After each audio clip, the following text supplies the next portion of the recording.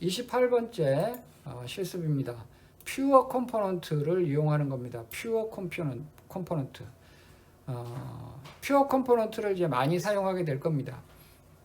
예, 여기 보면 이제 컴포넌트로 퓨어 컴포넌트 클래스라는 걸 이용하고 있죠. 예, 사용하는 방법은 똑같습니다.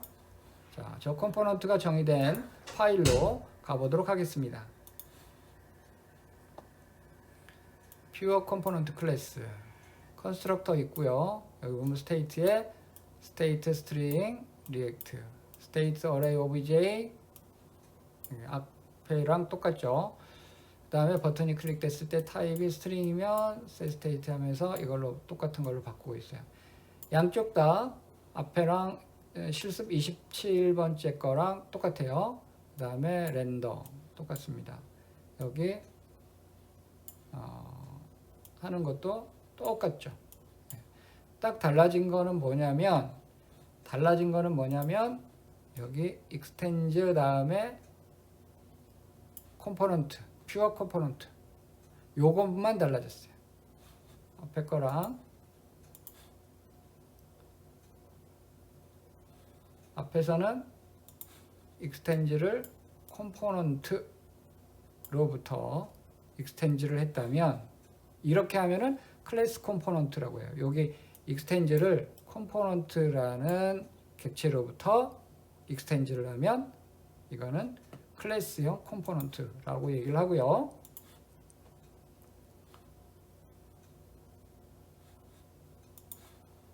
퓨어 컴포넌트로부터 extend를 하게 되면 퓨어 컴포넌트라고 얘기를 합니다.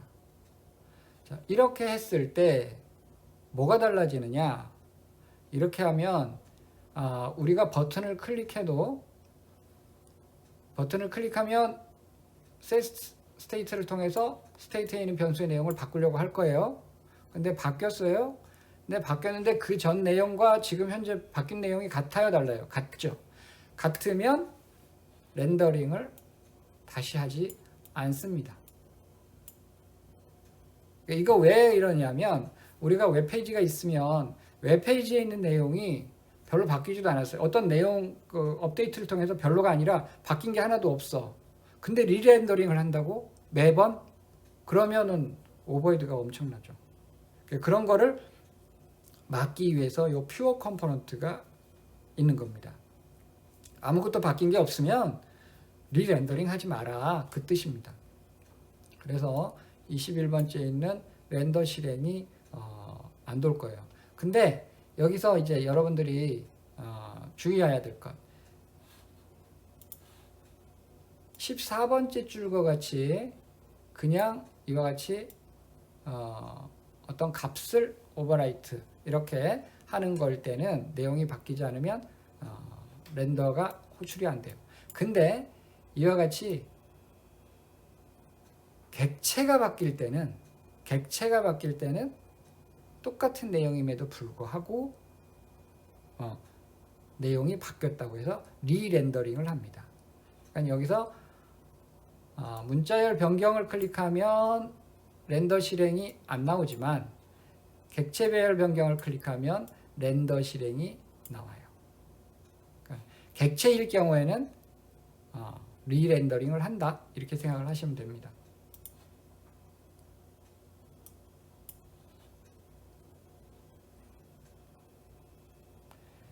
자, 29번째 shallow equal 사용하기입니다. 예, 앞에 이제 퓨어 컴포넌트 얘기를 했는데 퓨어 컴포넌트는 이 shallow equal이라는 걸 이용합니다. 그러니까 우리가 그냥 클래스형 컴포넌트 같은 경우에는 shallow equal을 쓰지 않고 얘가 setState를 통해서 값을 바꿨다, 그럼 무조건 리렌더링이에요. 근데 퓨어 컴포넌트 같은 경우에는 shallow equal을 이용을 해서 그 전 스테이트와 바뀐 스테이트 사이에 shallow equal을 합니다. 그래서 위에 있는 내용에서 딱 봤을 때 같으면은 같구나, 아니고, 그리고 이제 더 그 객체같이 더 밑으로 내려가 있을 경우에는 서로 다르다라고 얘가 판단을 합니다. 자, 자, 이거 쉘로 이퀄 이용하는 걸 한번 볼게요. 그러면 쉘로 이퀄이라는 컴포넌트를 이용하고 있습니다. 이 파일에 있고요. 사용하는 방법은 이렇습니다. 똑같이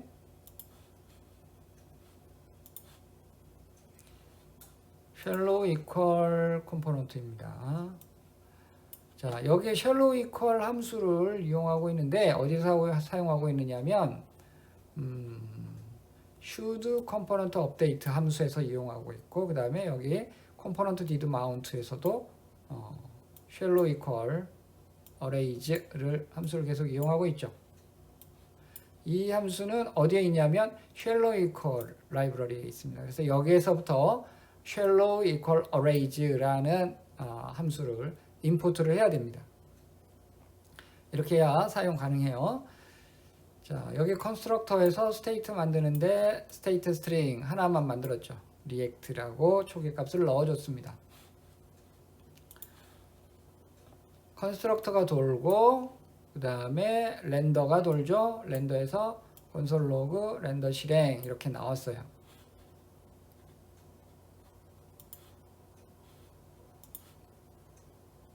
여기서는 뒤에 렌더 함수는 앞에 실습 28과 똑같다는 전제 조건 하에 하고 있습니다.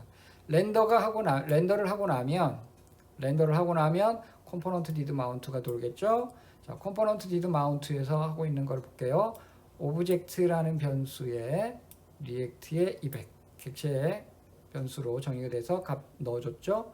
어레이 1에는 리액트 그 다음에 오브젝트 넣었어요. 오브젝트는 지금 이거죠. 이게 두 번째 엘리먼트로 들어간 거예요. 어레이 2 여기서는 리액트의 오브젝트. 어레이 1과 어레이 2는 똑같아요. 첫 번째 엘리먼트 내용 똑같고 두 번째는 내용만 똑같은 것이 아니라 아예 참조하는 그 변수 이름까지 똑같아요. 그렇죠? 어레이 3는 똑같네? 근데 사실은 조금 달라요. 그러니까 어레이 1, 어레이 2, 어레이 3가 내용은 똑같아요. 바닥까지 들여다보면 다 똑같아. 내용은. 근데 어레이 1과 어레이 2는 내용뿐만 아니라 참조하는 이름까지 똑같아. 이 오브젝트라는 게 참조하는 이름이거든요. 참조 이름이야.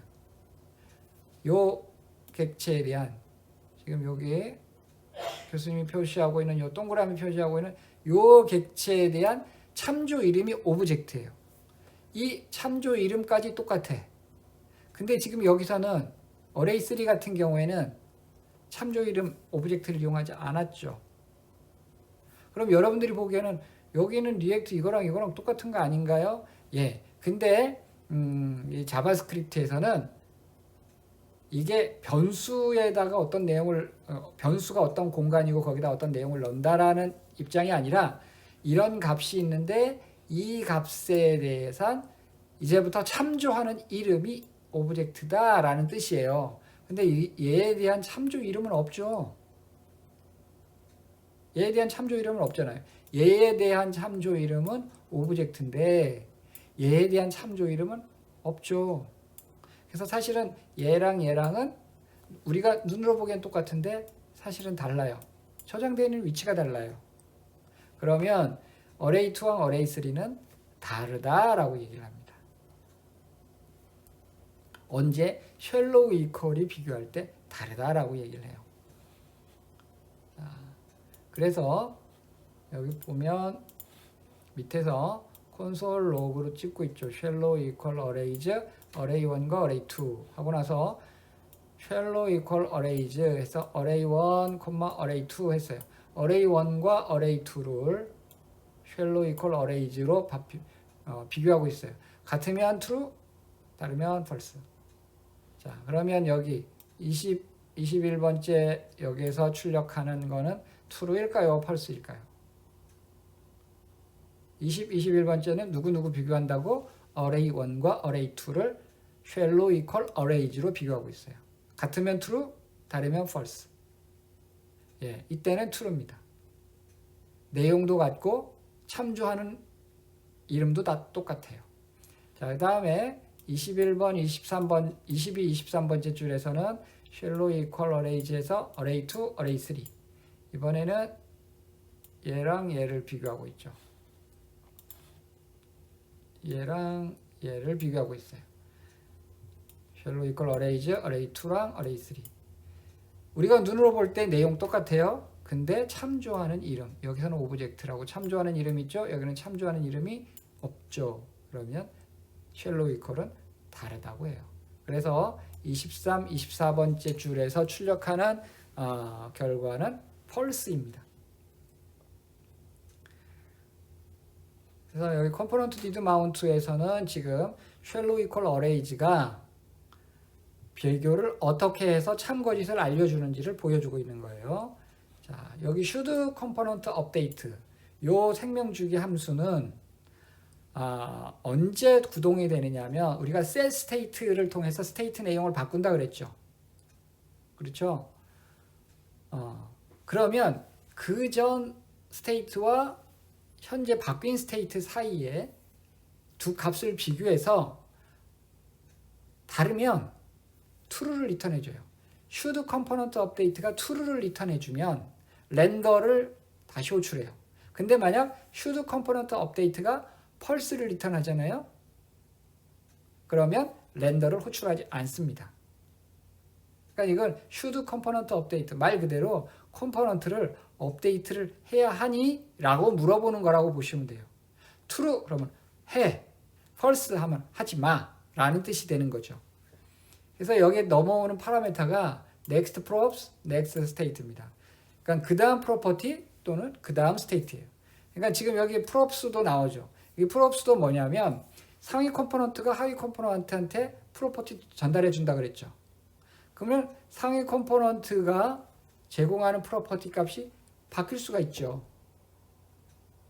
그러면 이게 그 전에 받았던 값하고 이번에 새로 넘겨주는 프로퍼티 값이 같은가 다른가에 따라서 다르면 리렌더링을 해야 되고 같으면 리렌더링 할 필요 없고 그렇게 되는 거예요. 스테이트도 마찬가지입니다.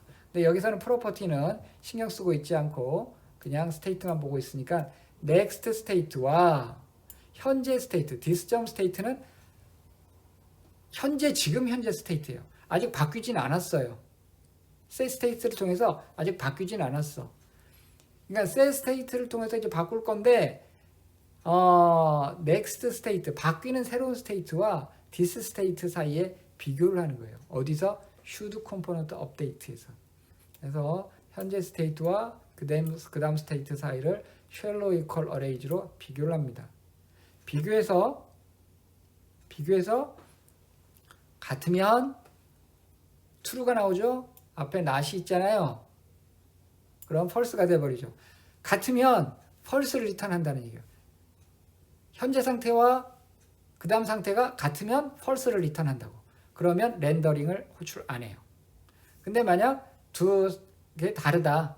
그러면 shallow equal arrays가 false를 리턴하거든요. 그때는 앞에 not이 붙어 있으니까 true가 나오죠. 그러면 렌더링을 다시 해야 돼요. 그러면 여기에 있는 것처럼 이걸 한번 볼게요. 현재 이렇게 들어있는데 이렇게 바뀌었다. 리렌더링 할까요? 안 할까요? 안 해요. 이럴 때는 shallow equal이 true입니다. 아까 true였잖아요. 그죠? 근데 여기서 이렇게 바뀌었다. 그러면 리렌더링 할까요? 안 할까요? 이때는 리렌더링을 해요. 왜냐하면 바뀌었다라고 보기 때문에. 그래서 이 pure 컴포넌트가 이 shallow equal을 이용하는 거랑 똑같은 거예요. 지금 shallow equal을 우리가 뭐 쓸 수도 있지만 왜 이걸 얘기하느냐면 pure 컴포넌트의 개념을 말씀드리기 위해서 이거를 말씀드린 거예요. 그러니까 클래스형 컴포넌트를 지금 현재 이용하고 있죠.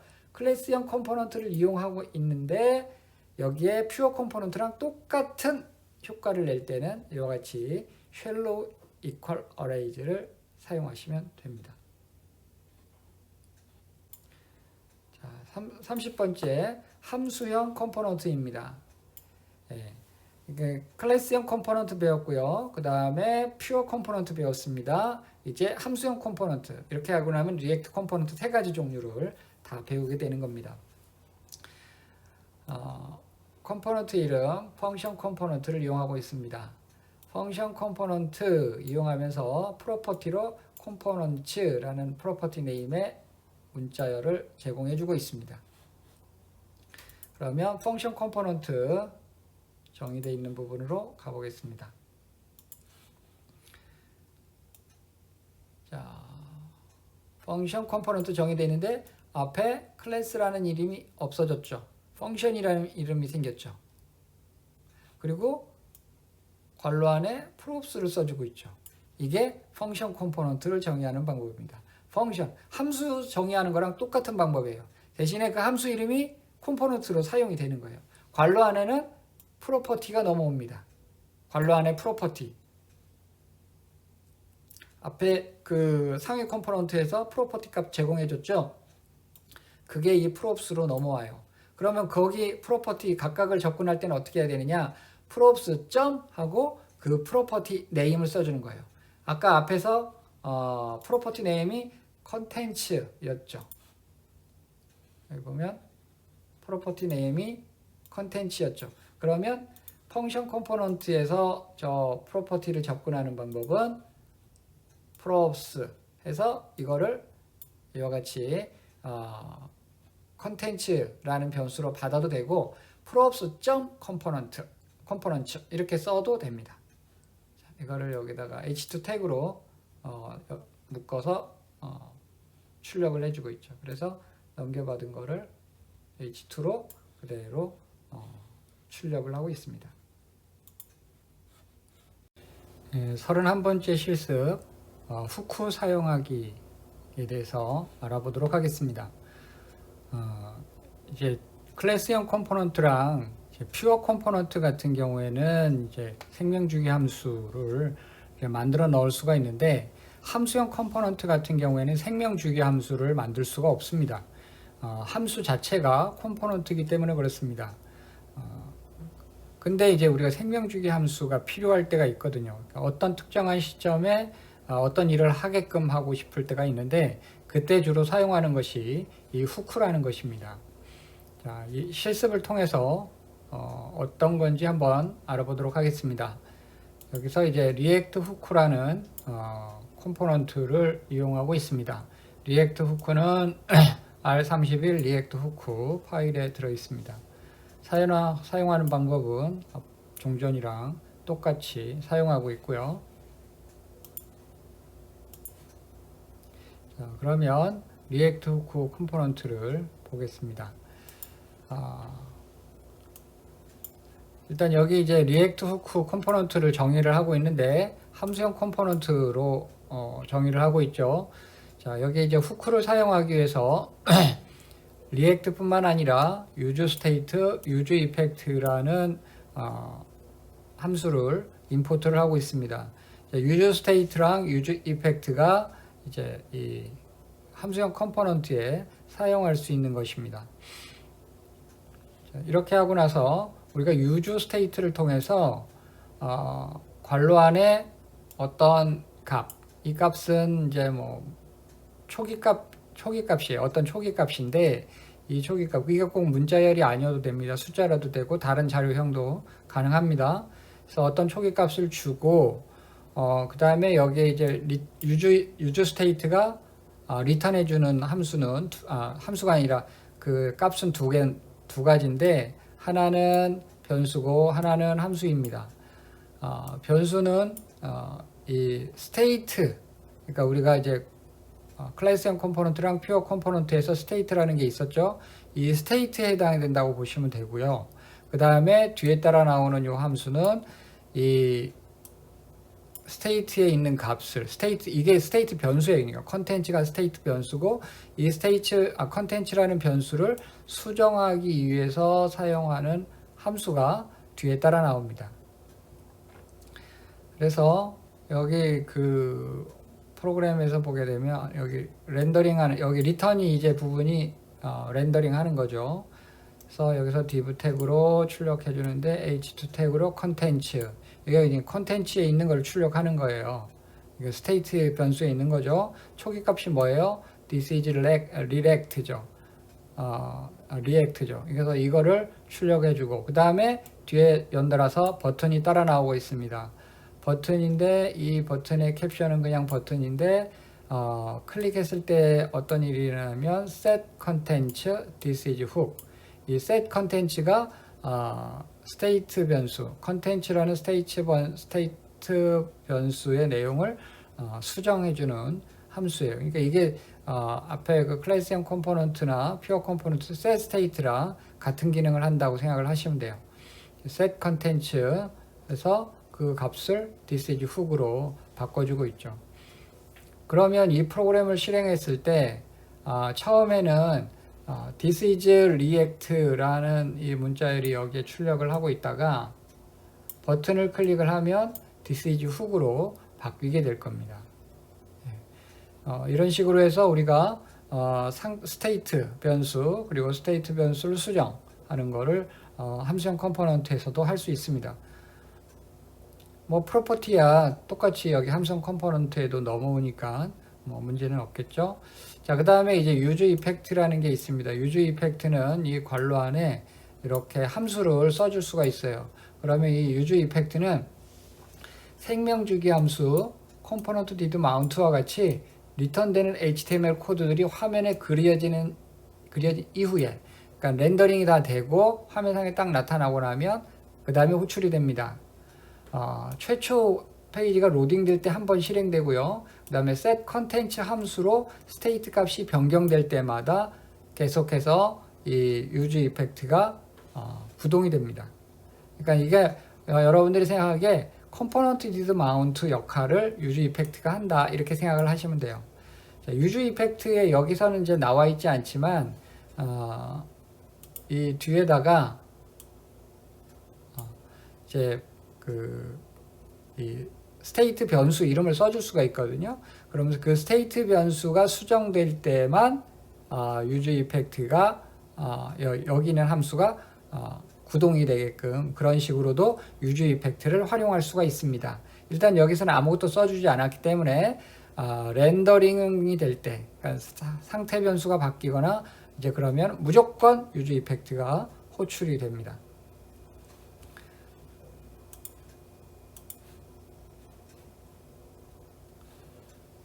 그 다음에 32번째 실습입니다.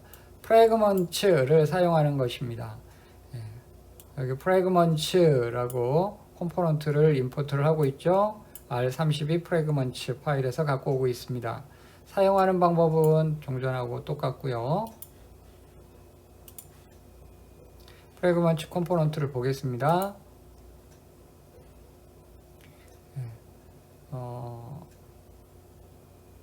여기 보면 react.fragment 라고 해서 시작 태그를 이렇게 해줬고 닫는 태그는 /react.fragment 이렇게 해줬죠. 그러니까 지금 이 안에 있는 거는 그냥 우리가 그냥 기존에 렌더링 하는 거예요. 그러니까 이와 같이 여러 개의 엘리먼트들이 쭉 나열이 돼 있을 때는 전체를 하나로 묶어줘야 돼요. react fragment로 묶어줘도 됩니다. react.fragment. 그러면 react.fragment가 뭐 특별하게 뭔가를 하느냐? 그건 아니에요. 그냥 묶어주는 역할일 뿐입니다. 우리가 꼭 react.fragment로 하지 않고 div 태그로 묶어줘도 되고요. 그리고 심지어는 react fragment 대신 시작하는 부분에 아무것도 쓰지 않고 이걸로 요 태그로 사용하고 그 다음에 닫는 거를 이렇게 해도 돼요. 그러니까 보통은 요거를 많이 쓰죠. 이렇게 react.fragment 다 써주려면 길기도 하고 또 타이핑하다가 오류가 날 수도 있기 때문에 아무것도 쓰지 않고 그냥 이와 같이 그 태그 기호만 써주고 그냥 넘어가기도 합니다. 이렇게 해도 돼요.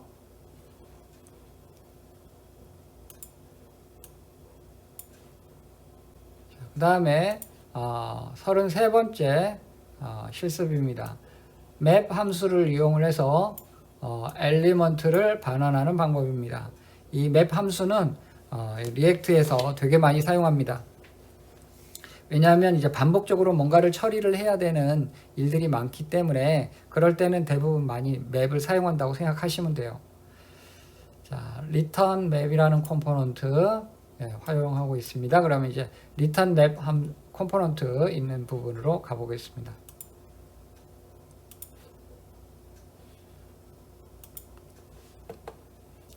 return map 컴포넌트입니다.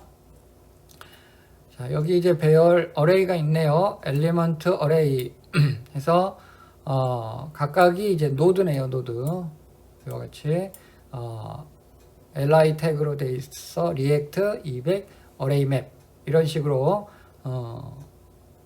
어레이인데 노드에 대한 어레이입니다. 자, 렌더링을 하고 있는데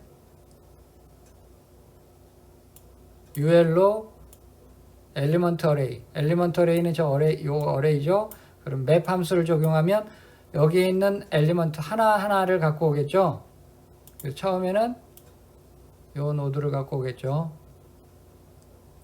요거를 어디에다가 여기 어레이 벨 여기다가 저장해서 뒤에 걸 하겠죠. 그대로 리턴하고 있죠. 예. 그대로 리턴하고 있습니다. 그러면 이 li react li 이거를 그냥 출력하게 되는 거예요. ULR에. 그 다음에 또 반복이 되죠. 두 번째는 200이 들어있는 걸 갖고 오겠죠. 그걸 또 넣고 합니다. 그 다음 마지막으로 어레이 맵을 갖고 와서 합니다. 그러면 결과적으로 우리가 UL 태그 안에 li 태그로 쭉 나열한 거랑 그런 HTML 코드랑 똑같은 거예요. 그래서 출력한 거 보면 리액트 200 어레이 맵 이렇게 아이템 해가지고 번호 안 붙고 닷으로 돼 있어서 이렇게 출력이 되죠.